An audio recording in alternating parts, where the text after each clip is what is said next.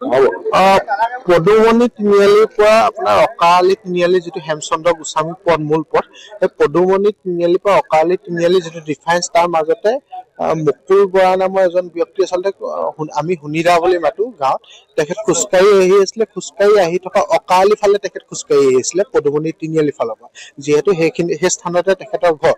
আৰু সন্ধ্যা তেখেতৰ খোজকঢ়া এটা অভ্যাস আছে, আৰু খোজকাঢ়ি আহি থাকোতে তেখেতৰ অজ্ঞাত এখন বাহনে খুন্দিয়াই থৈ যায়, যাৰ ফলত তেখেতক স্থানীয় লোকে দেখি পিনি ততাতৈয়াকে কুশল কোঁৱৰসাময়িক চিকিৎসালয় আনে, আৰু চিকিৎসালয় পোৱাৰ আগতে আচলতে তেখেতৰ মৃত্যু হয় আৰু ডক্তৰে তেখেতক চাই পিনি মৃত বুলি ঘোষণা কৰে। ঘৰ পদুমণি তিনিআলি হেমচন্দ্ৰ গোস্বামী পথৰ কাষতে, নিচেই কাষতে। তেখেতৰ বয়স 40ৰ পৰা 42 বছৰ বয়স হ'ব। তেখেতে খুব ফিজিকেলি ফিট মানুহজন, ফিজিকেলি ফিট আৰু য়ং মানুহজন, সমাজৰ লগত তেখেতে বিভিন্ন কামত জড়িত, আৰু সন্ধ্যা হওক পুৱা হওক তেখেতে খোজকঢ়া এটা অভ্যাস আছে।